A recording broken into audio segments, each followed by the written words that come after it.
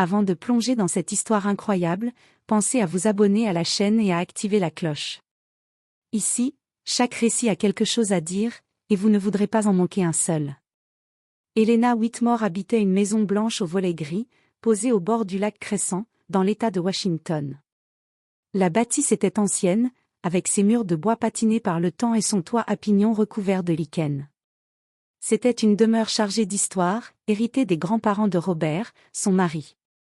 Chaque planche semblait murmurer des récits oubliés, chaque craquement du parquet résonnait comme un écho lointain d'époques révolues. Depuis presque 20 ans, Helena et Robert y avaient construit leur vie.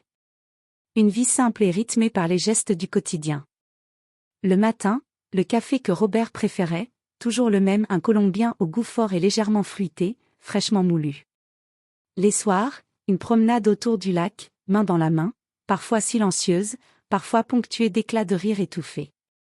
Un amour discret, solide, tissé par les années et la complicité silencieuse. Les murs de cette maison avaient vu leurs joies et leurs peines, leurs rêves esquissés et leurs espoirs parfois déçus. Mais jamais rien ne semblait pouvoir briser ce fragile équilibre. Pourtant, ce vendredi-là, tout bascula. Helena s'était levée plus tôt que d'habitude, sans raison apparente. Une sorte d'instinct l'avait tirée du sommeil avant l'aube, alors que le ciel n'était encore qu'un voile indigo traversé par les premières étoiles du matin. La maison dormait encore, enveloppée dans un silence presque sacré, seulement troublé par le léger souffle du vent dans les arbres. Dans la cuisine, elle fit bouillir de l'eau pour préparer le café. Ses mains tremblaient légèrement alors qu'elle mout la dernière portion de grains colombiens que Robert aimait tant, cette petite habitude qu'il avait, presque un rituel immuable. Avec 2 tasses fumantes en main, elle monta doucement les escaliers, attentive à ne pas réveiller Robert. Elle entra dans la chambre, là où il dormait paisiblement chaque nuit. Mais ce matin-là, il n'y eut pas ce souffle léger, cette poitrine qui se soulève doucement. Robert ne bougeait pas. Il ne respirait plus. Le monde d'Helena sembla se dérober sous ses pieds. Le silence, soudain, devint écrasant. Elle posa les tasses sur la table de nuit, cherchant une réaction, un signe, une respiration. Rien. Juste cette immobilité glacée qui lui glaça le sang. Le temps se dilata, chaque seconde s'étirait douloureusement alors qu'une vague de froid s'emparait d'elle. Puis la suite fut floue. Des appels au numéro d'urgence. Des sirènes hurlantes qui déchiraient la tranquillité du quartier. L'arrivée des ambulanciers, leurs gestes rapides, précis, mais vains. Des draps blancs étalés sur le corps immobile de l'homme qu'elle avait aimé plus que tout. Des voix autour d'elle qui murmuraient des mots creux, condoléances, paix, il ne souffre plus. Un médecin lui expliquant doucement que c'était naturel. Une crise cardiaque survenue dans son sommeil. Une belle mort, sans douleur. Mais pour Helena, rien n'était naturel. Il manquait quelque chose. Ou peut-être y avait-il trop de silence. Un silence lourd, comme un secret dissimulé, une vérité qui refusait de se révéler.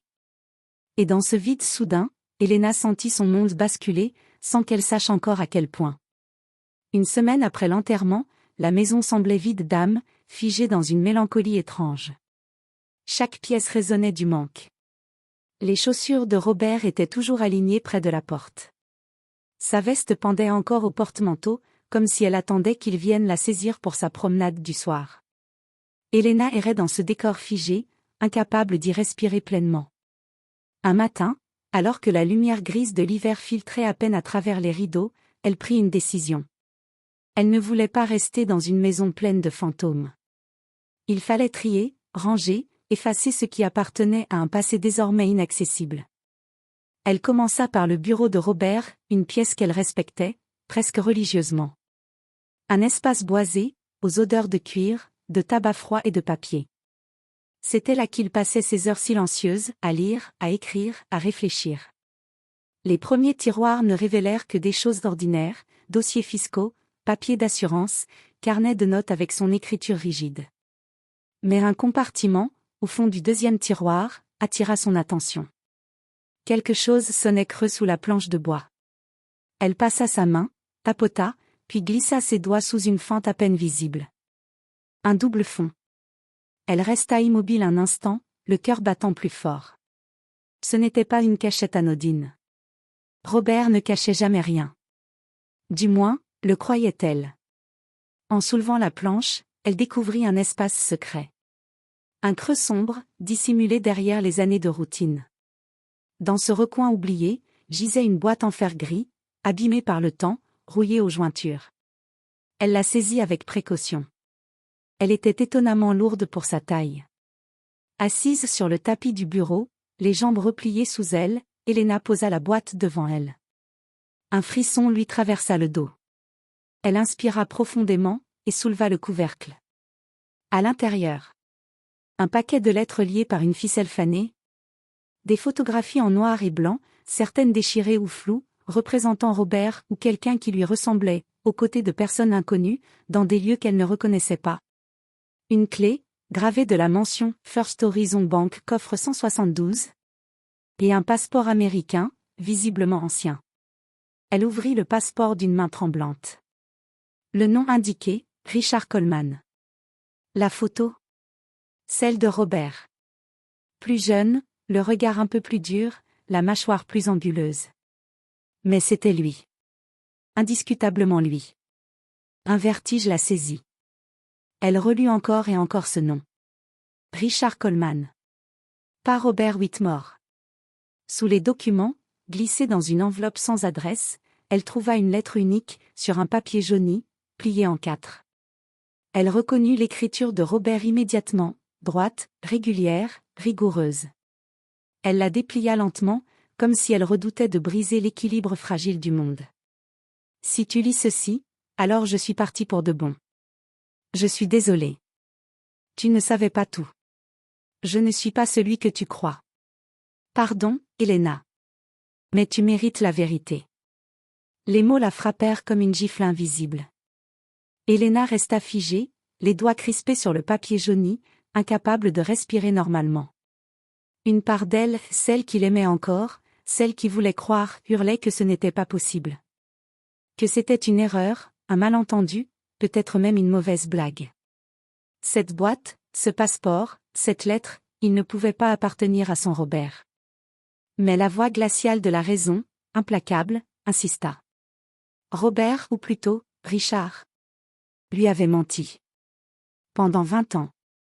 Chaque geste tendre, chaque regard silencieux, chaque nuit passée à ses côtés, tout cela portait désormais l'ombre du doute. Elle relut la lettre, ligne par ligne, comme si elle espérait que les mots changeraient sous ses yeux. Mais non. Il restait là, immobile, coupable, définitif. Je ne suis pas celui que tu crois. Elle reposa lentement la lettre sur le sol, puis fixa la boîte ouverte, comme si elle regardait une tombe. Son souffle était court. L'air semblait trop lourd, trop dense. Tout autour d'elle vacillait. Les murs de la maison blanche aux volets gris, autrefois protecteurs, devenaient étrangers. Le parquet qui craquait sous ses genoux ne semblait plus familier. La maison n'était plus une maison. Son mariage n'était plus un mariage. Elle-même ne savait plus qui elle était. Était-elle la veuve de Robert Whitmore, vétéran respecté, homme discret et amoureux de son lac? Ou d'un certain Richard Coleman, inconnu au passé fuyant? Le cœur serré, les mains moites, elle referma la boîte. Une chose, une seule, restait certaine. La clé. Cette petite pièce de métal portait un nom, une promesse, une menace peut-être. First Horizon Bank Seattle coffre 172. Le lundi suivant, à l'aube, Elena ferma sa maison à double tour. Elle n'en parla à personne. Pas à sa sœur, Judy, pas à Claire, sa meilleure amie. Elle savait que si elle partageait cette histoire trop tôt, elle risquait de l'éteindre sous des regards inquiets, ou pire, incrédules. Elle devait savoir. Seule. Elle prit sa voiture et quitta le calme spectral de Crescent Lake. La route vers Seattle, bordée d'épaisses forêts et de brumes matinales, semblait s'étirer à l'infini. Le ciel était bas, lourd de pluie. Les gouttes s'écrasaient sur le pare-brise comme des chuchotements, réguliers, presque apaisants. Mais en elle, une tempête grondait. Qui était l'homme qu'elle avait aimé? Qu'avait-il fui? Qu'avait-il caché? Et surtout, qu'avait-il protégé? Le hall de la First Horizon Bank, à Seattle, était froid, impersonnel. Des murs beiges, des plantes en plastique, et cette odeur de métal, de papier et de désinfectant. Lorsqu'elle présenta la clé et le passeport retrouvés, le personnel la regarda avec une certaine prudence. Après quelques vérifications et signatures, elle fut conduite dans une salle sécurisée au sous-sol. Le bruit de la serrure tournant dans le mécanisme métallique du coffre 172 résonna dans la pièce comme une incantation. Le compartiment s'ouvrit lentement. À l'intérieur, soigneusement disposés, se trouvaient 4 objets. Un vieux revolver. Lourde pièce noire, usée par le temps. Pas un objet de collection. Une arme qui avait servi. Un autre passeport. Cette fois au nom de Michael Reynolds. Encore une fois, la photo était celle de Robert. Plus jeune. Plus sec. 3 identités, 3 vies. Un badge du FBI. Expiré. Jauni. Presque effacé. Mais bien réel. Richard Coleman, agent spécial. Un carnet de cuir noir. C'est ce carnet qu'Helena prit avec le plus de précaution. Il semblait battant, vivant, presque brûlant dans ses mains. Elle l'ouvrit. À l'intérieur. Des noms. Des lieux. Des dates. Des croquis de bâtiments, des itinéraires tracés à l'encre noire. Des mots codés, des initiales, des liens entre des personnes qu'elle ne connaissait pas. Des pages entières en espagnol, d'autres en russe. Tout semblait désordonné à première vue, mais c'était un désordre de quelqu'un qui savait exactement ce qu'il faisait. Et puis, à la toute dernière page. Une seule phrase, en lettres rouges, comme griffonnée à la hâte. Le passé ne me laissera jamais tranquille. S'ils me trouvent, ils te trouveront. Protège-toi, Helena. Elle relut cette phrase encore et encore. Elle sentit son cœur s'arrêter. Pas seulement de la peur. Du danger. Réel. Imminent.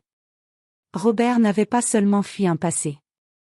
Il l'avait peut-être exposé à un futur qu'elle ne comprenait pas encore. Et maintenant, il n'était plus là pour la protéger. 3 jours plus tard, le téléphone sonna au milieu de la matinée, brisant le silence lourd qui pesait sur la maison d'Helena. Une voix calme, ferme, sans la moindre trace de surprise ni d'émotion. Madame Whitmore ? Ici l'agent Karen Dempsey, du FBI. Helena sursauta, le cœur s'emballa. Comment connaissait-elle son nom ? Comment savait-elle ? L'agent Dempsey voulait parler du passé. Helena sentit un frisson glacé la parcourir, mais accepta. Quelques heures plus tard, elle se retrouva dans un bureau terne, au mur gris, à Seattle. L'atmosphère y était aseptisée, presque oppressante. Karen Dempsey l'attendait, assise droite, regard perçant, son badge discret accroché à la veste. « Je suppose que vous avez beaucoup de questions », commença Karen, sans préambule. Helena hocha la tête, les mains serrées sur son sac. « Votre mari ? Robert Whitmore, n'a jamais existé. » Le choc fut brutal. Elle sentait la pièce tourner autour d'elle. Son vrai nom était Michael Reynolds. Agent spécial du FBI. Karen raconta alors une histoire incroyable, presque irréelle. Michael Reynolds avait travaillé 10 longues années en infiltration, plongé dans l'ombre d'un réseau mafieux international dangereux. Une vie double, un homme sans identité fixe. Il avait changé de nom, changé de visage, coupé tous ses liens, jusqu'à ce qu'il rencontre Helena, qu'il épouse, qu'il construise avec elle cette vie paisible au bord du lac Crescent. Il pensait avoir laissé ce passé derrière lui. Qu'il avait gagné. Mais visiblement, la menace ne s'était jamais éteinte. « Vous n'êtes plus en sécurité, Madame Whitmore », conclut Karen, la voix basse, lourde de sous-entendus. De retour chez elle, le monde d'Helena bascula un peu plus. Une semaine plus tard, en rentrant du marché, elle aperçut la porte du jardin, entr'ouverte, la serrure fracturée. Le souffle court, elle entra doucement. Rien n'avait été volé. Mais tout semblait déplacé, comme si quelqu'un avait cherché quelque chose, ou voulu lui envoyer un message. Une peur sourde, primitive, se réchauffa dans son ventre. Ce n'était plus de l'incertitude. C'était une menace tangible. Elle s'assit dans le salon, le carnet de Michael, son mari, entre les mains. Elle se mit à déchiffrer chaque ligne, chaque nom, chaque date, déterminé à comprendre ce passé qui la rattrapait. Un nom revenait sans cesse, comme une ombre obsédante. Jackson Varela. Ancien mafieux cubain, disparu depuis 20 ans, mais dont la réputation et la cruauté légendaire n'avaient jamais vraiment quitté les esprits du milieu. Mais Elena ne serait pas seule dans ce combat. L'agent Karen Dempsey resta présente en arrière-plan, surveillant chaque pas, chaque décision. Une alliance fragile, teintée de méfiance, mais nécessaire. Quand Elena proposa d'utiliser sa propre vie comme appât pour attirer le passé hors de l'ombre et découvrir la vérité, Karen hésita longuement. Puis, finalement, elle accepta, à contre-cœur. Car parfois, pour combattre les fantômes, il faut plonger dans le feu. Elena savait que pour comprendre le passé de Michael, pour affronter la vérité, elle devrait jouer selon ses règles. Elle se plongea dans l'univers clandestin des anciens agents infiltrés, de ceux qui vivaient dans l'ombre, des zones grises où la confiance n'existait pas. Un soir, derrière un écran, elle posta un message codé sur un vieux forum oublié, fréquenté autrefois par ceux qui, comme Michael, avaient quitté le FBI ou menaient des vies doubles. Un message énigmatique, un appel muet pour que les bonnes personnes l'entendent. Elle attendit, le cœur battant. Quelques jours plus tard, une enveloppe sans expéditeur glissa sous sa porte. À l'intérieur, un simple papier, noirci d'une écriture serrée et menaçante. Une adresse. Une date. Une menace à peine voilée, ne viens pas, ou tu regretteras. Le jour venu, elle prit sa voiture, le carnet serré contre elle, prête à affronter ce qui l'attendait.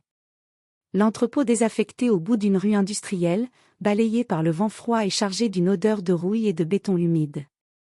À l'intérieur, le silence était lourd, pesant. Puis, une silhouette émergea de l'ombre. Jackson Varela. Le même homme dont le nom hantait les pages du carnet, l'ombre menaçante du passé de Michael. Il était bien vivant. Les années avaient creusé ses traits, mais son regard restait aussi froid, aussi dur. Il n'avait rien oublié de Michael Reynolds, ni de ce qu'il représentait. Elena, dit-il, sa voix rauque, glaciale. Tu sais des choses. Des choses que Michael a emportées avec lui. Elena sentit l'angoisse monter, mais elle ne fléchit pas. Elle joua le bluff, masquant sa peur derrière une froide détermination. Elle savait que cette rencontre pourrait être la dernière. Puis, soudain, le bruit des pneus crissant au loin, les phares de voitures noires se reflétant sur le métal rouillé de l'entrepôt. Le FBI intervint. Tirs, cris, ordres hurlés. Le chaos éclata, brutal, violent. Puis, le silence retomba, pesant. Jackson Varela fut arrêté, menotté, emmené sous bonne escorte. Des mois plus tard, Elena prit une décision qu'elle avait longtemps retardée. La maison au bord du lac Crescent, pleine de souvenirs lourds et de secrets terribles, devait partir. Elle la vendit. Elle déménagea à Portland, une ville où personne ne connaissait son histoire, ni le poids de son passé. Elle se remit à peindre, renouant avec une passion oubliée. Chaque toile, chaque coup de pinceau, était une façon de panser ses blessures. Mais chaque matin, en buvant son café, ses pensées revenaient inlassablement à ce qu'elle avait découvert. Pas à la mort de Robert. Mais à la vie de Michael. À ses choix, ses silences, et surtout à cette dernière vérité, murmurée à son oreille par l'agent Karen Dempsey, une semaine après l'arrestation de Varela. Il vous a aimé, Madame Whitmore. Mais il savait qu'un jour, ces démons vous trouveraient. Alors il a préféré mourir de silence, plutôt que de vous exposer à son passé.